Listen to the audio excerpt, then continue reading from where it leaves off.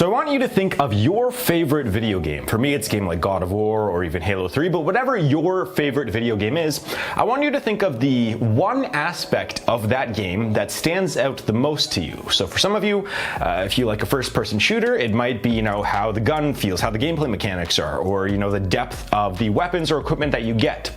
But to some of you out there, it might be the art style. Like take a game like Borderlands, that stands out a lot. To some of you, it might be the music. It might be the dialogue. It might be the story.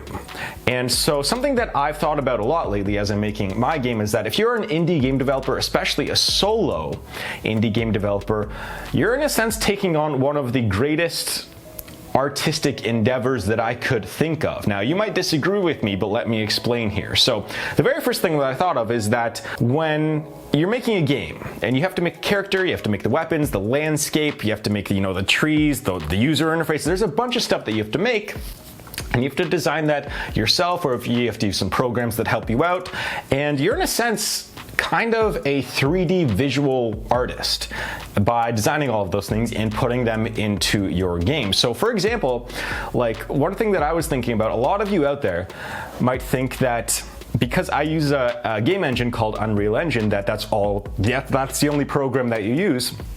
That's not true at all. I use a ton of different programs. So just for like the artwork that goes into the game, so the characters, weapons, whatever I mentioned before, I'm using programs like Photoshop, I'm using Cinema 4D, Blender sometimes. There's a bunch of different programs that I use.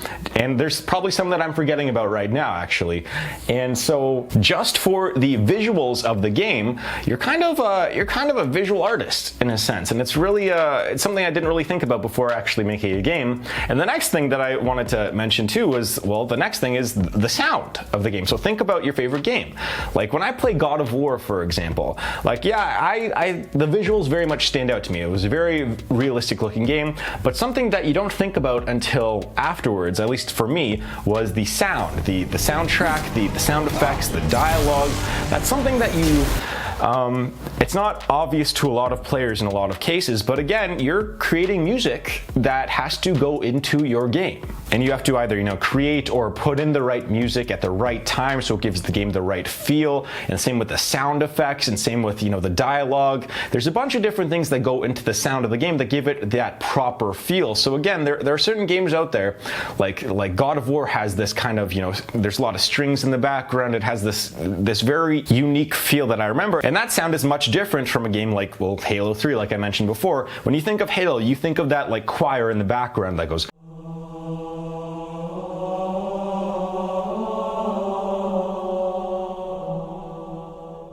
It's a very unique sound that someone had to come up with and put into the game. So in a sense, when you're making a game, again, by yourself, and you have to make the music and you have to do the sound effects, you're in a sense kind of you have to play a part-time musician as well, on top of being a VFX artist. Now, another aspect that a lot of people don't think about is, cutscenes. What are cutscenes? They are between, 15 seconds and 2 minutes, or if you're Hideo Kojima, like 71 minutes long. But you're in a sense a short filmmaker. If you're making especially a cutscene that's just a couple minutes long, what you're doing is you using characters or an environment and trying to portray a certain part of the story, which is also another aspect too. So again, you're a filmmaker, you're a musician, you're an artist, and then the next one down is, you have to write everything. You have to write a story, you have to write the dialogue, you have to write the quests, you have to write to make sure everything works, everything flows, and the story works well, and the character development. You have to be a writer as well for your game, so that there's not a lot of games out there where people really don't care about the story at all and just want to kind of jump in and it doesn't matter if anything makes sense or not, they just want to jump in and just play the game. Well, actually for me, that was a game like Grand Theft Auto. I don't even know if I completed more than 10 missions. I just love that open world aspect of that game. But you have to have a good story.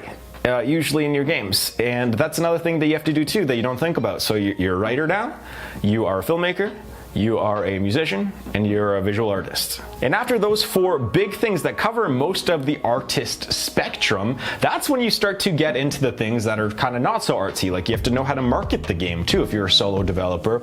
I mean, you have to build hype for the game. You have to let people know what's out there. How do you sell it? You have to be a salesman as well. You have to be, decent at social media. You have to, if you're making videos like this or trailers or whatever, you have to be good at editing software like Final Cut Pro. You have to be, again, on Facebook and Instagram and Photoshop, and you have to have its own website, so you have to know how to either code that or use WordPress. There's a bunch of different things. Like for me, I might even use Kajabi, ScreenFlow to make games. There's a bunch of different software programs that you have to know how to use if you want your game to be successful, and that's just for the marketing too. And so another thing, after all of this, after those 5 things that go into making a piece of art and selling and distributing it, then you also have the programming aspect too, which might be the heaviest out of all of those 3.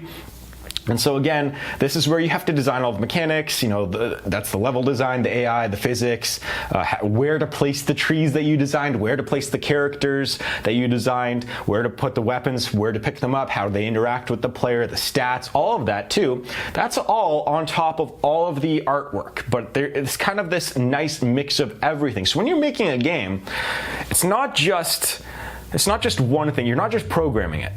And I think I've been giving off that impression to a lot of you out there in these videos that it's just programming. It's not.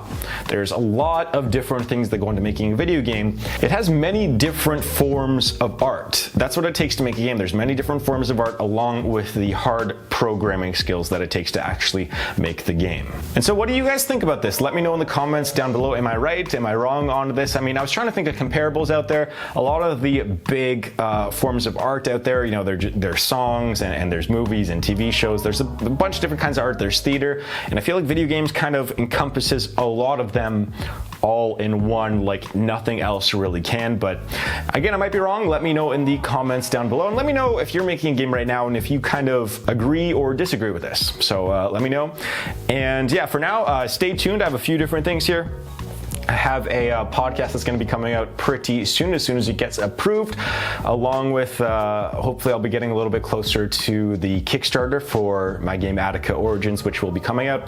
And please hit that subscribe button down below. That helps me out a lot. So for now, that's all. Thank you very much, and I will see you guys in the next video.